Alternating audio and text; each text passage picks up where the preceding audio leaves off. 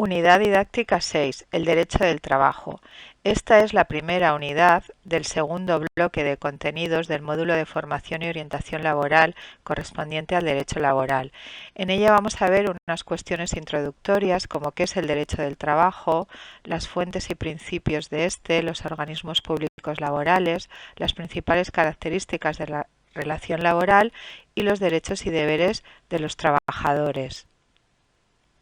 El derecho laboral es un derecho tardío, nació en el siglo XIX a consecuencia de las reivindicaciones obreras en la Revolución Industrial en las que solicitaban una protección de los derechos del trabajador ante el poder ilimitado que tenían los empresarios.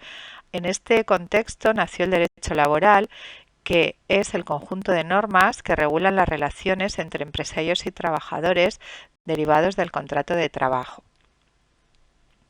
Los poderes públicos se dividen en tres tipos. El poder legislativo, cuya función es hacer las leyes, que reside en las Cortes Generales, Congreso y Senado, tanto autonómicas como estatales. El poder ejecutivo, que se encarga de aplicar las leyes que dicta el poder legislativo, y lo tienen el gobierno, ministerios y órganos de gobierno de las comunidades autónomas. Y en tercer lugar, el poder judicial, que está en los jueces y tribunales de justicia, y el objeto es resolver las reclamaciones por el incumplimiento o interpretación de las normas jurídicas.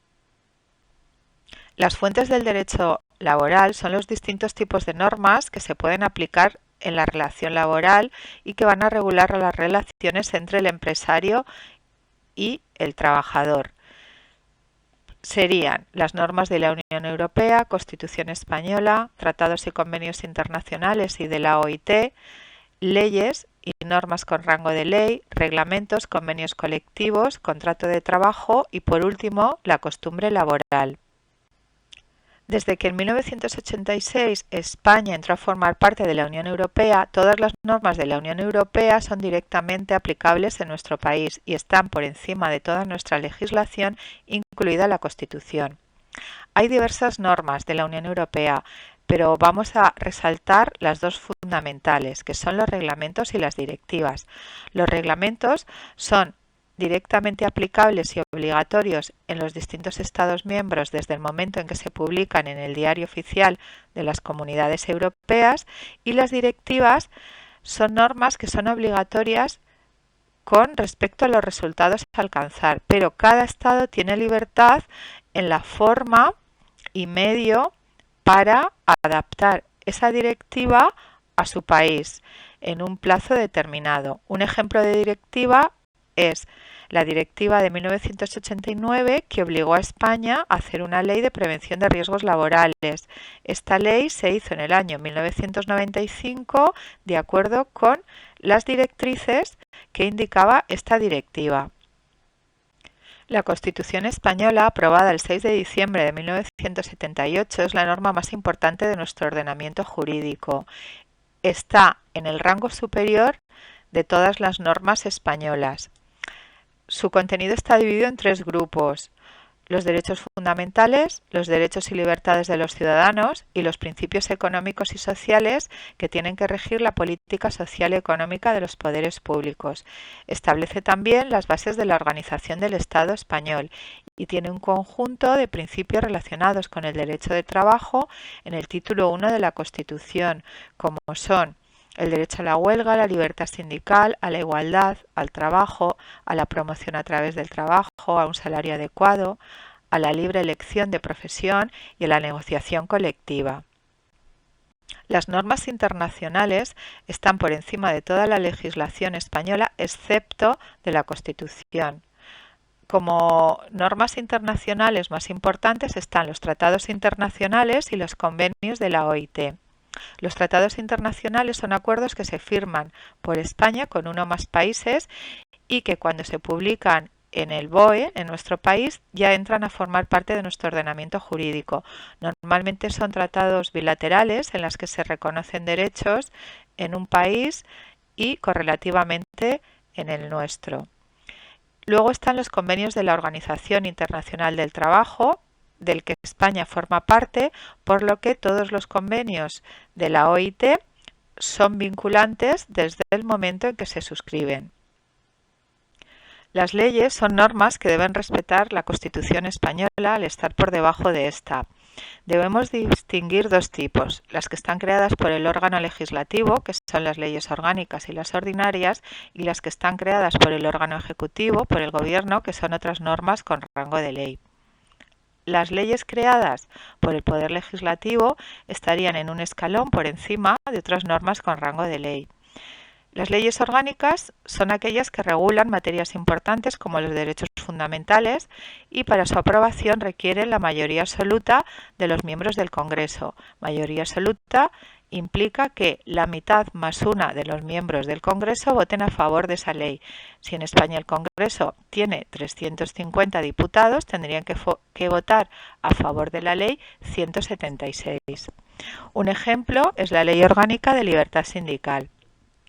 Las leyes ordinarias son aquellas que no regulan materias tan importantes como los derechos fundamentales y por lo tanto para su aprobación únicamente requieren la mayoría simple. La mayoría simple es que para aprobar una ley únicamente necesitan que voten a favor de esa ley la mayoría, mitad más uno de los miembros presentes en ese momento en el Congreso.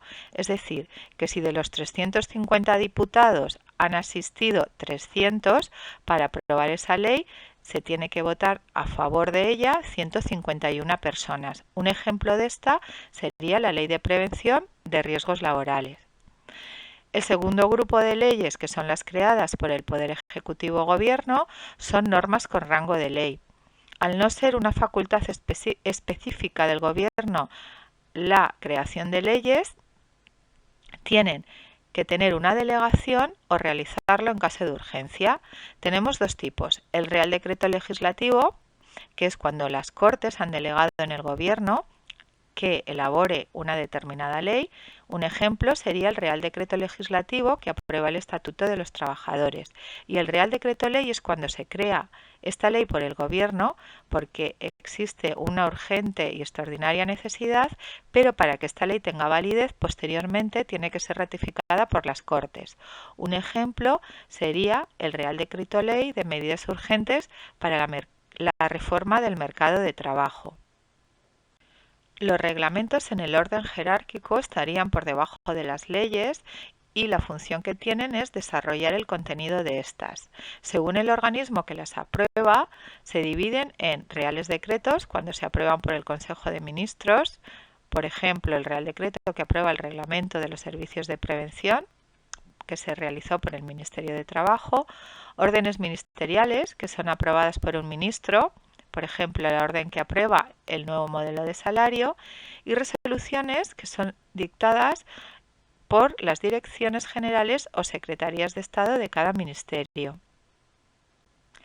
El convenio colectivo es una fuente especial que únicamente existe en derecho laboral y lo podemos definir como un acuerdo suscrito entre los representantes de los trabajadores, por un lado, y el empresario, sus representantes, por otro, y lo que hace es fijar las condiciones laborales en un sector profesional determinado y en un ámbito geográfico determinado. Normalmente mejora los derechos reconocidos en las normas y adapta el contenido de las normas a las peculiaridades que tiene cada sector. El contrato de trabajo es una fuente de derecho laboral porque de él surgen obligaciones para ambas partes. Lo podemos definir como un acuerdo entre el empresario y el trabajador en el que se recogen las condiciones laborales que se deben cumplir por el trabajador. Este contrato debe respetar el convenio colectivo y las leyes. La jerarquía en derecho laboral implica la ordenación de todas las fuentes de derecho laboral por orden de importancia. Si vemos la imagen, en el vértice de la pirámide se situarían las normas de la Unión Europea y en la base la costumbre laboral. El principio de jerarquía normativa implica que las normas de rango inferior, las que están por debajo, no pueden ir en contra de lo que establecen las normas de rango superior, únicamente pueden mejorarlas. En nuestro ordenamiento jurídico, las normas más importantes son las de la Unión Europea. Ninguna norma española puede ir en contra de alguna de las normas de la Unión Europea. Por debajo de estas se encontraría nuestra Constitución. Por debajo de la Constitución, las normas internacionales, tanto los tratados como internacionales como los convenios de la Organización Internacional del Trabajo. En el siguiente escalón estarían las leyes que emanan del Poder Legislativo, tanto ley orgánica como ordinaria, y las leyes que emanan del Poder Ejecutivo, el Real Decreto Legislativo y el Real Decreto Ley. En el escalón de abajo, los reglamentos que desarrollarían estas leyes. Posteriormente estarían los convenios colectivos, que son unas fuentes específicas del derecho laboral, contratos de trabajo, y en lo que no esté regulado en todas las normas anteriores se aplicaría la costumbre laboral. Con los principios del derecho laboral se consigue una correcta aplicación e interpretación de todas las fuentes de derecho laboral que hemos visto en el apartado anterior. Estos principios siempre van a beneficiar al trabajador y compensan la desigualdad que existe entre este y el empresario en la relación laboral. El primer principio es el de jerarquía normativa, que establece que las normas de rango inferior no pueden empeorar a lo que establezcan las de rango superior. Es decir, si un convenio colectivo establece un salario de 1.000 euros brutos al trabajador, el contrato de trabajo que es inferior tiene que respetarlo y nunca podrá empeorarlo, únicamente puede mejorarlo. El segundo principio, el de norma más favorable, es una excepción al de jerarquía normativa, y es que en caso de conflicto y que se pueda aplicar dos normas distintas al trabajador, siempre se aplicará la que en conjunto sea más favorable, aunque sea de rango inferior. El tercer principio es el de condición más beneficiosa, que establece que si yo tengo adquirido un beneficio en mi contrato de trabajo, en alguna de las cláusulas, y luego se modifica la ley o el convenio colectivo y se suprime ese beneficio o se empeora, como yo lo tengo expresamente recogido en mi contrato, no me lo pueden modificar. Es decir, si yo tengo una jornada laboral por contrato de 37 horas y el convenio la amplía a 39, a mí se me respetarán las 37 horas que establece mi contrato. El principio prooperario establece que en caso de dudas sobre la interpretación de alguna de las normas, siempre se aplicará la más beneficiosa para el trabajador. Y por último, el principio de irrenunciabilidad de derechos establece que los trabajadores no pueden renunciar a los derechos laborales que se les haya reconocido bien por ley, convenio colectivo o cualquier norma. Por ejemplo, si la ley establece que yo tengo derecho a 30 días de vacaciones anuales, el empresario no me puede obligar a renunciar a este derecho que establece la ley. Los principales órganos de la Administración laboral son el Ministerio de Empleo y Seguridad Social, que es el órgano especializado del Gobierno en materia de ejecución de la política estatal de empleo, extranjería, inmigración, etc. Luego estarían las consejerías de empleo de las distintas comunidades autónomas, que lo que hacen es desarrollar la política estatal de empleo o elaboran normas adaptándolas a su territorio. Y por último estaría en la Inspección de Trabajo y Seguridad Social, que es el órgano que está encargado de vigilar y controlar el cumplimiento de la normativa laboral en las empresas. Los órganos de la jurisdicción social.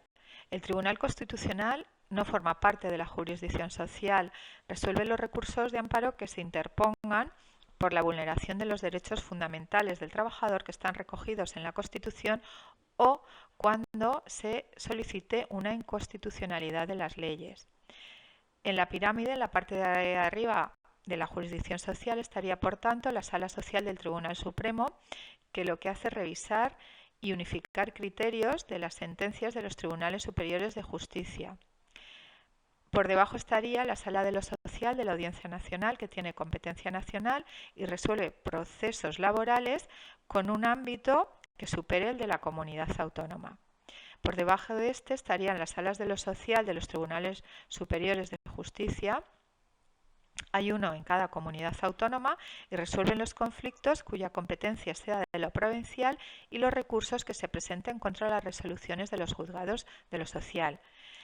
Y por último, en la base de la pirámide estarían los juzgados de lo social, que conocen en única instancia de los conflictos derivados del contrato del trabajo interpuestos por los trabajadores en materia laboral.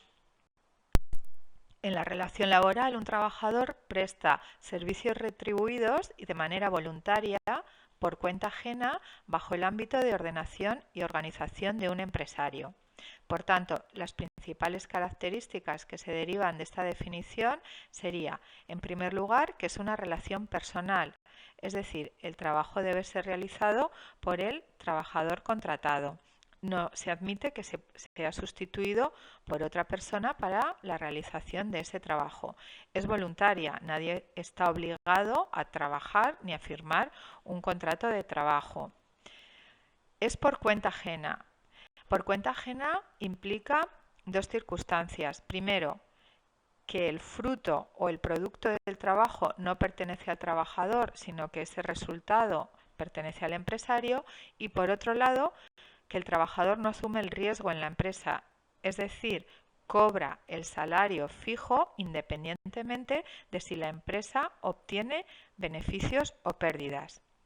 La cuarta característica es que es retribuido, es decir, se recibe un salario a cambio del trabajo, y por último es dependiente. Por tanto, el trabajador se encuentra bajo las órdenes y el poder de dirección del empresario. Las relaciones laborales excluidas son aquellas en las que no se regulan por el Estatuto de los Trabajadores o carecen de alguna de las características de la relación laboral que hemos visto en el apartado anterior. La primera relación excluida sería la de los funcionarios públicos, ya que se regulan por la Ley de Función Pública y no por el Estatuto de los Trabajadores. También están excluidas las prestaciones personales obligatorias porque falta el requisito de la voluntariedad. Un ejemplo sería formar parte de un jurado o de una mesa electoral, que son situaciones obligatorias. Están excluidos los trabajos amistosos de benevolencia o buena vecindad porque falta la retribución. Un ejemplo serían las relaciones de voluntariado. También los trabajos realizados por cuenta propia, los autónomos, porque no existe la relación empresario-trabajador. Faltan dos principales características de la relación laboral, como son la dependencia y la ajenidad. Los trabajos familiares, en principio, también se consideran excluidos a no ser que se demuestre que exista esta relación laboral, probando que existe una nómina y unas condiciones laborales con todas las características que hemos mencionado. Se entienden familiares al cónyuge y demás familiares hasta el segundo grado de consanguinidad o afinidad y que convivan con el empresario. Hay una excepción y es que los hijos menores de 30 años de un trabajador autónomo, aunque convivan con él, sí que se van a entender que tienen una relación laboral. Y por último, no se consideran tampoco relaciones laborales a los consejeros o miembros de un órgano de administración de una sociedad, porque falta la dependencia. Relaciones laborales especiales. Son aquellas relaciones que tienen unas peculiaridades en la forma en que se desarrolla el trabajo o en las condiciones que tiene este y que se consideran especiales. Por tanto, están dentro del derecho laboral, pero están reguladas específicamente cada una de estas relaciones en una norma en las que se establecen las características peculiares de cada una. Estas relaciones especiales son el personal de alta dirección, los empleados de hogar, los deportistas profesionales, artistas en espectáculos públicos, penados en instituciones penitenciarias y menores en centros de internamiento, los discapacitados que trabajan en centros especiales de empleo, los representantes de comercio, los estibadores portuarios y cualquier otro que una ley específica recoja como especial, como los médicos residentes o abogados en despachos profesionales. Los derechos de los trabajadores están recogidos en la Constitución y en el Estatuto de los Trabajadores. Los principales derechos son los derechos fundamentales que están recogidos en el título 1 de la Constitución española, que son el derecho a la huelga y a la libre sindicación. Luego se recogen unos derechos colectivos a nivel laboral, como negociar convenios colectivos, adoptar medidas de conflicto colectivo, reunirse en asamblea y participar a través de sus representantes. Y luego unos derechos individuales, como son el derecho al trabajo y a la libre elección de profesión u oficio, a la ocupación efectiva, a percibir puntualmente el salario, a que se respete su intimidad y su dignidad, a no ser discriminados por razón de sexo, raza, estado civil, ideas políticas o religiosas, el derecho a la igualdad, derecho a su integridad física, a una adecuada política de seguridad y higiene en el trabajo, a ejercer acciones individuales derivadas del contrato de trabajo, es decir, a reclamar, interponer una demanda judicial reclamando algún derecho, y por último, a la promoción y formación en el trabajo.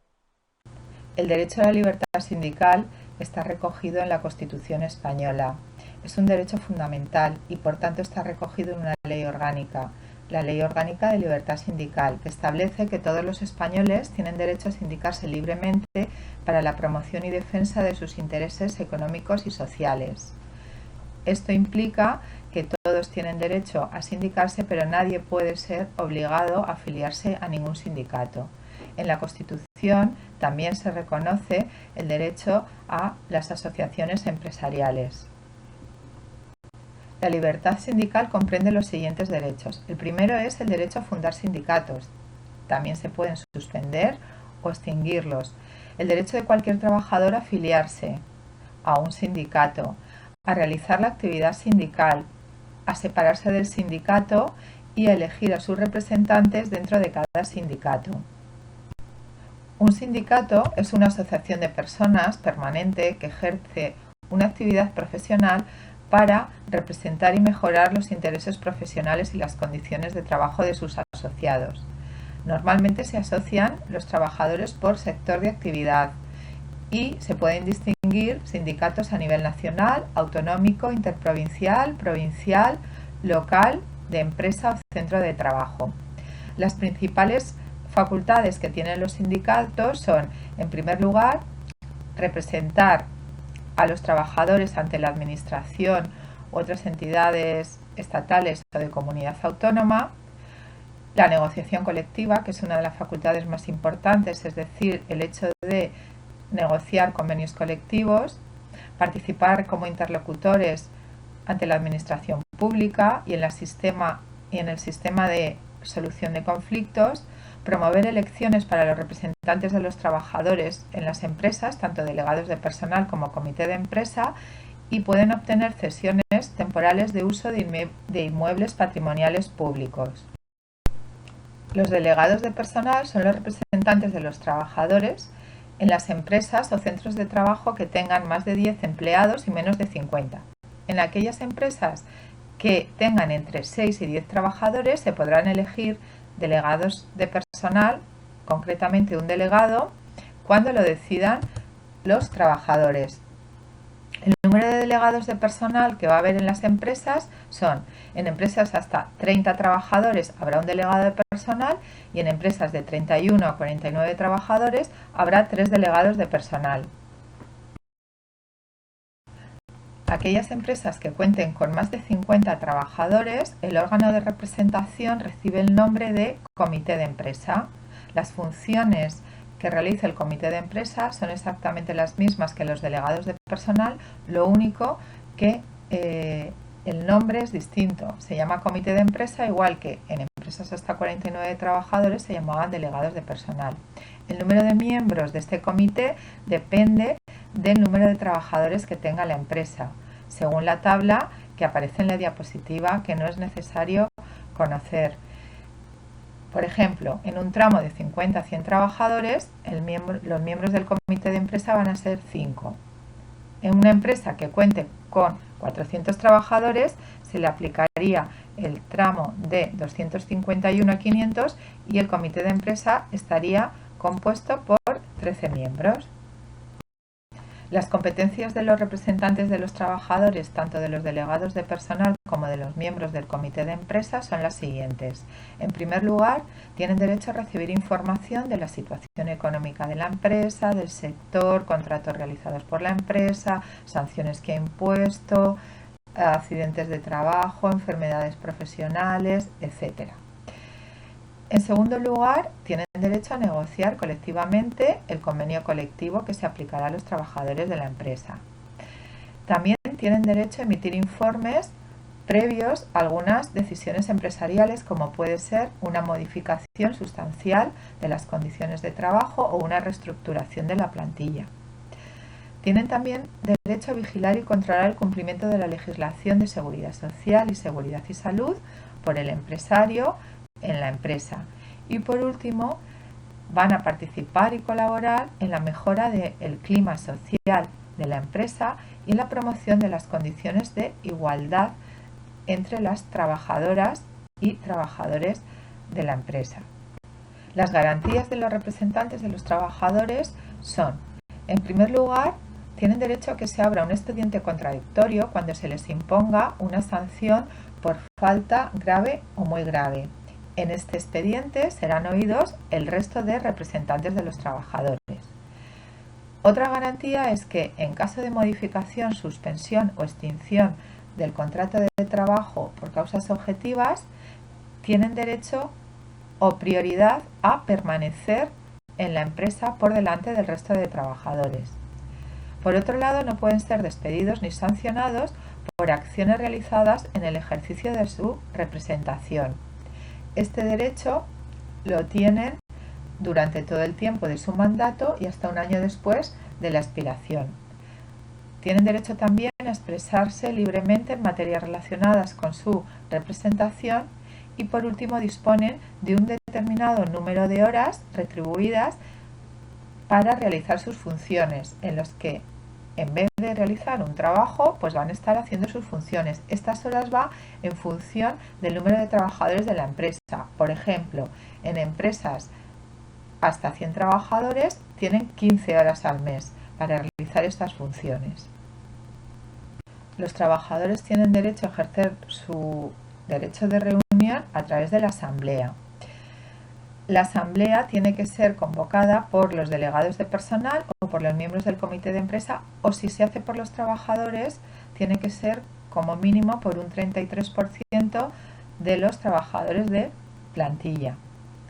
Esta reunión se realizará fuera de las horas de trabajo y se debe comunicar previamente al empresario, quien debe facilitar un local para la celebración de la asamblea. Solo se puede negar en determinados casos, cuando no se haya convocado legalmente, si no han pasado al menos 2 meses desde la última, si se han causado daños en una anterior y no se han pagado los daños ocasionados, o cuando hay una situación legal de cierre de empresa. Cuando se vayan a adoptar acuerdos que afecten a todos los trabajadores, será necesario que voten a favor la mitad más uno de estos en la empresa o centro de trabajo.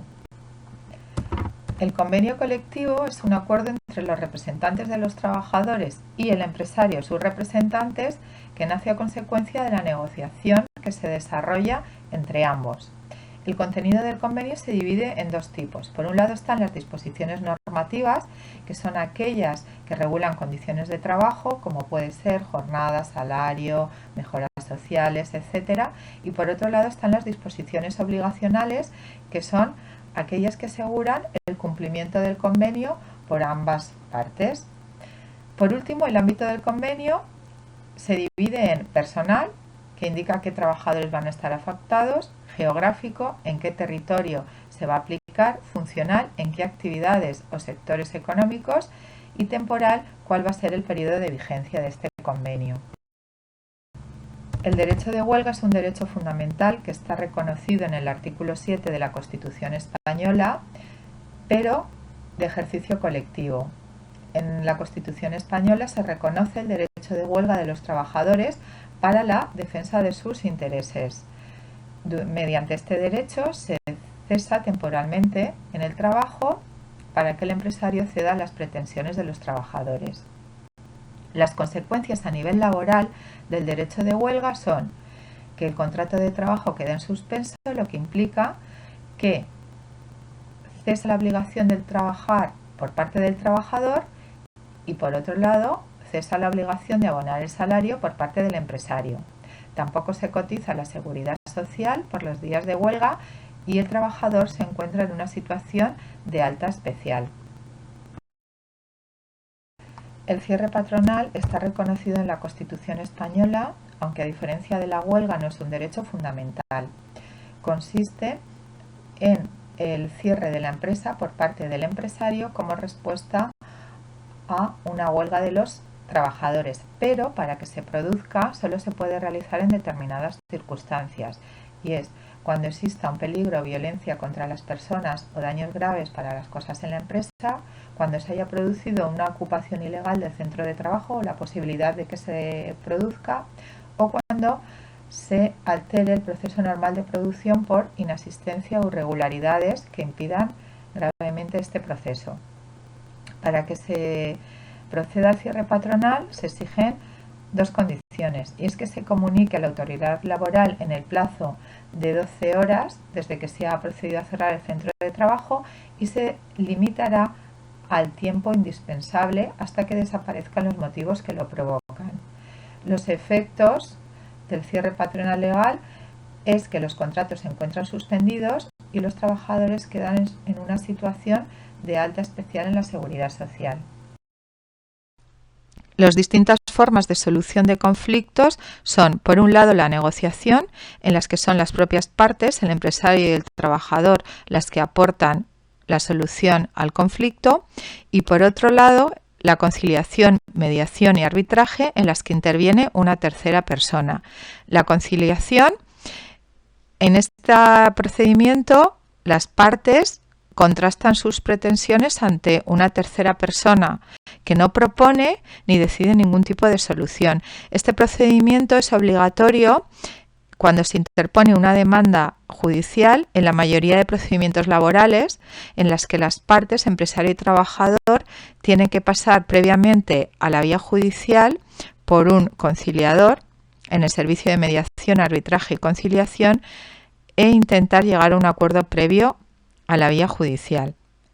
El segundo método sería la mediación. Aquí la persona que interviene ofrece distintas propuestas de solución que las partes pueden rechazar o aceptar. Y por último, el último procedimiento sería el arbitraje, en las que interviene un árbitro que resuelve el problema dictando un laudo. Este laudo tiene el mismo efecto que una sentencia judicial, es decir, es obligatorio para las partes. Además de derechos, en la relación laboral el trabajador tiene una serie de deberes o obligaciones. La principal es la obediencia a las órdenes del empresario. En principio, el trabajador tiene que obedecer las órdenes y, si considera que no son correctas, después reclamar. Únicamente se puede negar a cumplir las órdenes del empresario cuando éstas impliquen una renuncia a sus derechos fundamentales, pongan en un riesgo grave su vida o su salud, afecten a su vida privada o vayan contra su dignidad, o cuando sean órdenes ilegales, abusivas o contrarias a la ley. La segunda obligación sería deber de buena fe. Esto implica que no se debe perjudicar al empresario y que se debe trabajar con honestidad. Un ejemplo de conducta en la que se vulnera este deber sería cuando el trabajador revela secretos relativos a la empresa o se apropia de bienes propiedad de la empresa. El tercer deber sería el de diligencia, que está relacionado con el rendimiento, es decir, que el trabajador tiene que tener un rendimiento mínimo en el trabajo. Por último estaría deber de no competir con la actividad de la empresa, deber de contribuir a la mejora de la productividad y la de cumplir con cualquier otro pacto o obligación derivada del contrato de trabajo, como puede ser, por ejemplo, la de observar las medidas de prevención de riesgos laborales. El empresario, en el ejercicio de sus poderes, tiene que respetar siempre las normas laborales y la dignidad e intimidad del trabajador. Dentro de su poder de dirección, el empresario tiene la facultad de dictar órdenes sobre cómo se tiene que hacer la tarea, cuándo, dónde, así como la cantidad y calidad del trabajo. Esta facultad incluye la posibilidad de modificar las condiciones del contrato de trabajo cuando exista alguna causa justificada. Veremos más adelante que en determinadas circunstancias se puede modificar, por ejemplo, el salario, el horario del trabajador. Otra facultad es la de controlar el cumplimiento efectivo de las tareas realizadas por el trabajador. Y por último, implantar las medidas de vigilancia oportunas con los límites que vamos a ver a continuación. Dentro de la facultad de vigilancia del empresario para controlar el cumplimiento efectivo de las tareas, vamos a concretar los derechos y obligaciones a los que está sometido. En materia de videovigilancia, el empresario no necesita el consentimiento de los trabajadores, aunque estos sí que tienen que estar informados de que están siendo grabados y nunca se pueden instalar sistemas de audio. Además, tampoco se permite que se instalen estos sistemas en comedores, vestuarios, zonas de descanso, etc. En segundo lugar, en los registros, el empresario puede realizarlos personalmente sobre el trabajador, sobre sus efectos particulares o sobre las taquillas, solo cuando sean necesarios para proteger el patrimonio de la empresa o de los demás trabajadores y siempre con la presencia de un representante de los trabajadores o de otro compañero dentro del centro de trabajo y con respecto a la intimidad y dignidad del trabajador. Con respecto a las herramientas informáticas y correo electrónico, la empresa debe advertir a los trabajadores de que existen controles para comprobar que se están usando correctamente, aunque si el convenio colectivo especifica que se pueden usar en el trabajo, se pueden poner estos controles sin previo aviso al trabajador. Además, las empresas deben poner a disposición de estos unas normas de uso de estos medios informáticos. Y por último, para verificar la situación de enfermedad del trabajador, tenemos que recordar que los datos médicos son confidenciales, que al empresario no se le va a dar el contenido de esa información médica, únicamente el equipo médico confirmará si continúa o no la baja del trabajador. La empresa puede realizar reconocimientos para verificar esta enfermedad del trabajador y el uso de los detectives y de las redes sociales es legal siempre que no se rebase el derecho a la intimidad del trabajador. El poder disciplinario es la facultad que tiene el empresario de imponer una sanción al trabajador que no ha cumplido con sus obligaciones. Los tipos de sanciones disciplinarias pueden ser amonestación verbal, escrita, traslado de centro de trabajo, suspensión de empleo y sueldo durante un tiempo determinado, inhabilitación para el ascenso o despido disciplinario. Estas faltas tienen un plazo de prescripción desde que la empresa tiene conocimiento de la falta. En las leves es de 10 días, graves 20 y muy graves 60 días, pero el plazo máximo de prescripción para todas será de 6 meses desde que se han cometido. Una vez que se le ha comunicado al trabajador que se le va a imponer una sanción, tiene un plazo de 20 días hábiles para reclamar en el juzgado si no está de acuerdo. El empresario, por otro lado, a la hora de imponer la sanción tiene que respetar unos límites, y es que tiene que respetar lo establecido en el convenio colectivo y tiene que comunicar por escrito en caso de que las sanciones por las faltas sean graves o muy graves, indicando la fecha y los hechos cometidos. El respeto a los límites que establece el convenio implica que si, por ejemplo, un trabajador ha faltado 3 días al trabajo sin justificar, el empresario tiene que ir al convenio colectivo, mirar el apartado de sanciones y ver si esos hechos implican, según el convenio, que es una falta leve, grave o muy grave. Una vez determinado el tipo de gravedad, vamos a suponer que el convenio dice que es una falta grave, el convenio determinará qué sanciones puede imponer el empresario. Entonces el empresario sí que tiene la facultad de elegir dentro de las faltas graves la sanción que decide imponerle al trabajador.